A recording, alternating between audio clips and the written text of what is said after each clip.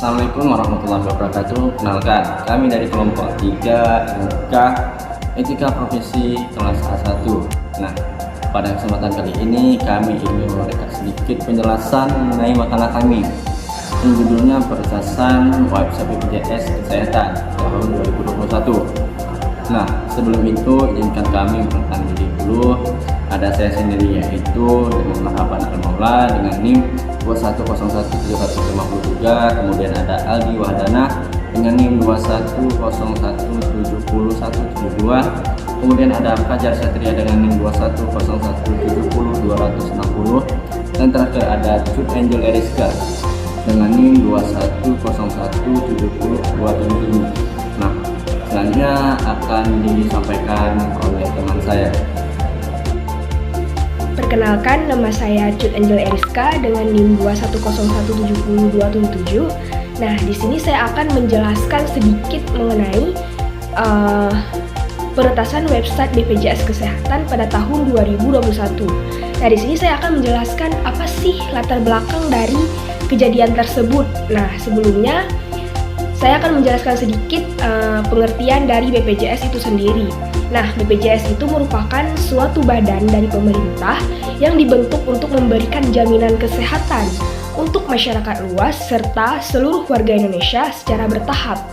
Nah, kemudian pada umumnya peserta-peserta BPJS ini mendapatkan pelayanan kesehatan tingkat pertama baik berupa rawat inap intensif atau non-intensif, dan rujukan lanjutan berupa rawat jalan atau rawat inap. Dan perbedaan itu terletak pada kelas-kelas yang diambilnya. Itu merupakan sedikit penjelasan mengenai pengertian dari BPJS. Kemudian di sini kita akan membahas inti dari permasalahan kita, yaitu latar belakang apa sih yang mempengaruhi kejadian tersebut. Kita ketahui bersama di tahun 2021 BPJS mengalami kebocoran data yang mengakibatkan tersebar luasnya data-data para BPJS ini. Nah, diduga kebocoran tersebut terjadi karena dibobol oleh seorang hacker, dan Kementerian Komunikasi dan Informatika atau Kominfo juga membenarkan hal tersebut, yaitu bahwa data tersebut dibobol oleh seorang hacker.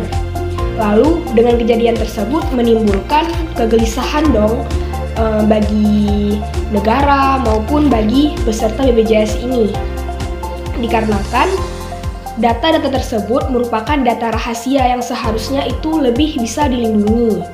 Nah, mungkin itu saja sekilas latar belakang yang bisa saya jelaskan. Mau tahu kelanjutannya? Tonton video selanjutnya ya. Bye-bye. Website merupakan sekumpulan halaman yang berisikan informasi yang terkait satu dan lainnya.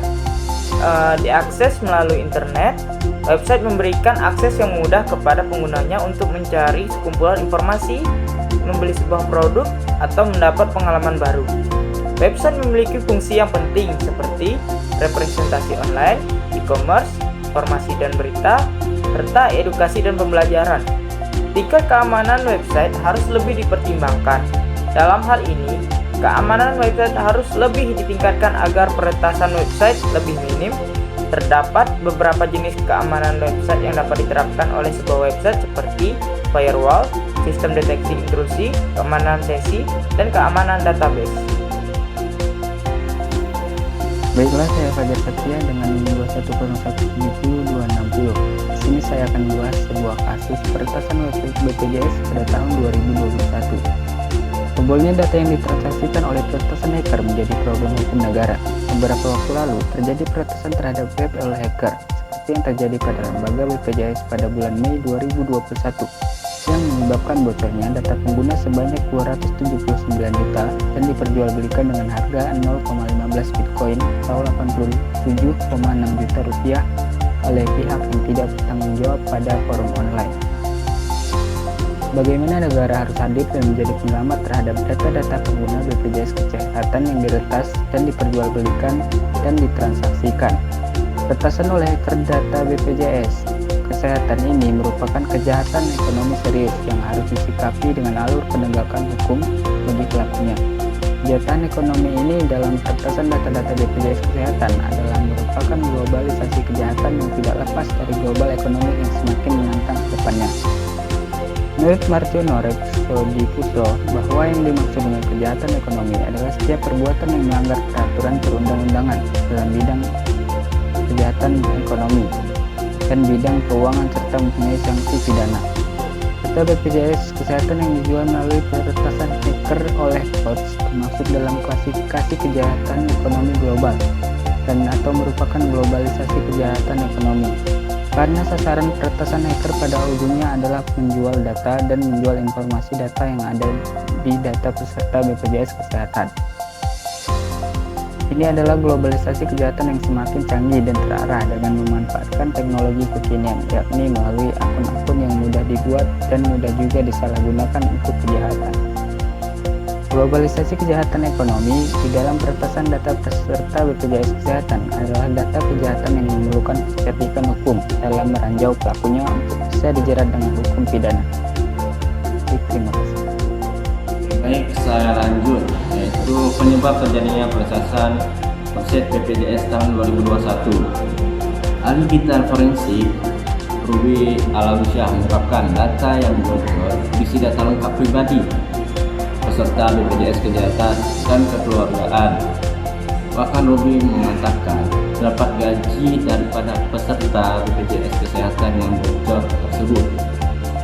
Nah, ahli digital forensik juga mengatakan kebocoran data BPJS Kesehatan terjadi karena pemberian akses data kepada pihak ketiga atau vendor.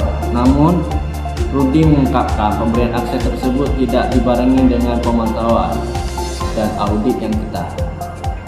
Nah, untuk solusi dari masalah ini, yaitu berdasarkan kejadian ini memang benar tidak ada sistem yang sempurna